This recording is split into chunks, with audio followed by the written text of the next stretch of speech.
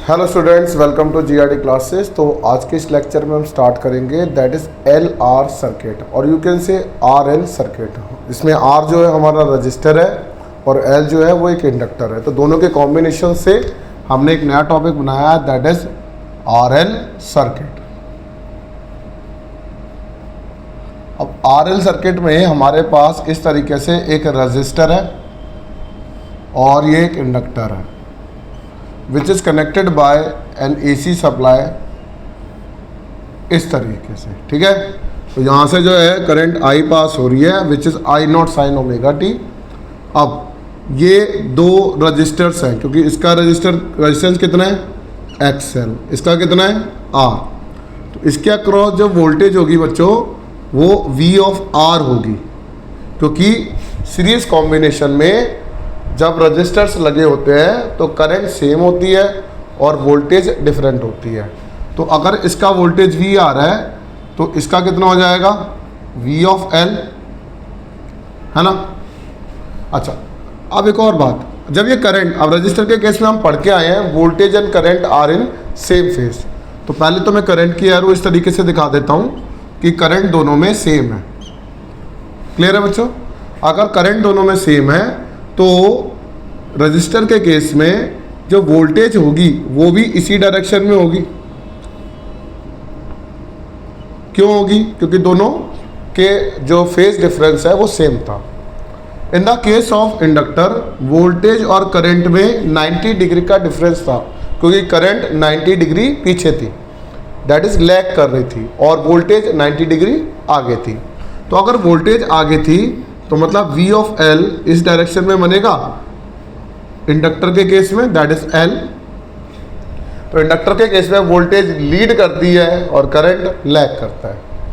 अगर आप ये दोनों लाइंस को इस तरीके से देखें तो यहाँ पे सेम फेज है, यहाँ पे 90 डिग्री का डिफरेंस है। तो अगर मैं इन दोनों को अलग से मर्ज कर दूँ तो बच्चों यहाँ पर V आ रहा है, यहाँ पर I है ना। I इसी डायरेक्शन में, VR भी यही है और VL भी यहाँ है। क्लियर हुआ? तो अगर ये वोल्टेज इन दोनों की निकालेंगे तो मेरे पास नेट EMF कितना होगा हमें वो बताना है। एंड वी नो दैट कि जो EMF है वो E not sine omega T होती है ना। तो मैं अभी इनका अगर मैं फेज़र डायग्राम ड्रॉ करूं तो फेज़र डायग्राम काफ़ी बार पूछा जाता है एग्ज़ाम में। तो ये हमारी हो जाएगी बच्चों V ऑफ L और ये हमारा कितना हो जाएगा V ऑफ R और ये कितना है I। क्लियर? इतनी बात आपको क्लियर होनी चाहिए क्योंकि ये दो लाइंस और इन दो लाइंस का मैंने मर्ज करा है। अच्छा, अब सबसे पहले मैं X और Y एक्सिस ड्रॉ करता हूँ, फिर इनको प्लॉट करूँगा। अब मैंने इस तरीके से XY एक्सिस ड्रॉ करी और मुझे पता है EMF जो होती है, जो नेट रिजल्टेंट वोल्टेज है वो E not sine omega T है जो हमेशा फर्स्ट क्वाड्रेंट में है। क्लियर हुआ? अच्छा, अब जब मैंने इन दोनों को यहाँ पर इस तरीके से अरेंज करूँगा, अब इन दोनों को यहाँ पे अरेंज करूँगा तो ये किस तरीके से होगा पहले उसके बारे में देखते हैं। तो यहाँ पर हमारे पास ये EMF फर्स्ट क्वाड्रेंट में बन जाएगा। तो वोल्टेज VL यहाँ पर मैंने अरेंज किया है और VR यहाँ अरेंज किया है।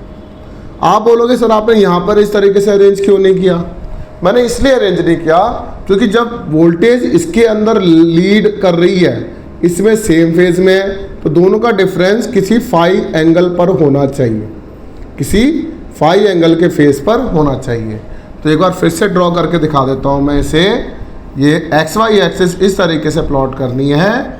EMF हमेशा फर्स्ट क्वाड्रेंट में बनता है, वो कांस्टेंट है, और वोल्टेज VR आपकी यहाँ आ जाएगी, VR यहाँ आ जाएगी, करंट इसी डायरेक्शन में रहेगा।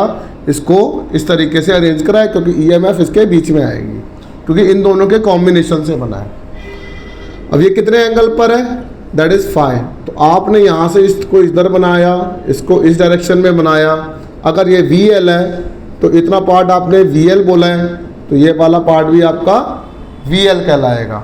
अगर ये VL है, ये बच्चों VR है, यही करंट आई है, तो ये कितने एंगल पर है EMF? दोनों की वोल्टेज से 5 डिग्री के फेस पर है। कितने पे? 5 डिग्री के फेस पर ये चल रही है EMF।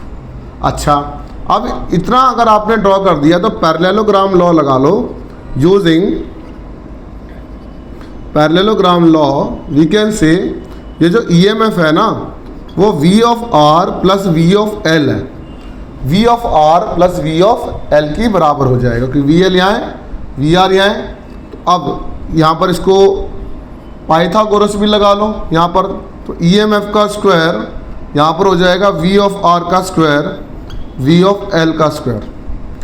अब EMF हो जाएगा under the root of V of R का स्क्वायर V ऑफ L का स्क्वायर।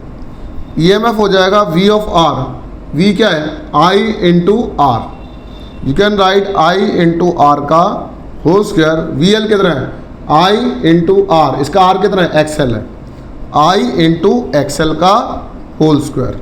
बच्चों I कॉमन आ जाएगा, अगर आपने I कॉमन निकाल लिया बाहर इस तरीके से तो under the root R square plus of XL का स्क्वायर हो गया।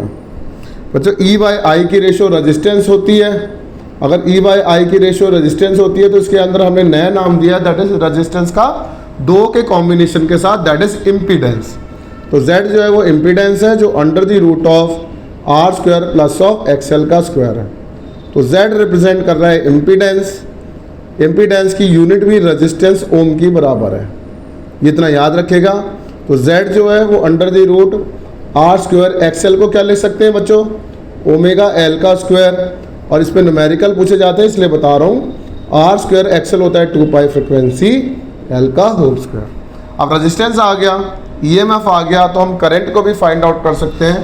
तो बच्चों I जो होगा करंट I वो E बाय Z की बराबर होगा, E by under the root of किसकी बराबर, that is R square plus of XL का स्क्वायर। तो इतनी करंट की अमाउंट आपको याद रखनी है कि कितना करंट फ्लो कर रहा है। अगर EMF इतना हो जाता है तो कहता है कि इसका इम्पीडेंस ट्रायंगल ड्रॉ करो।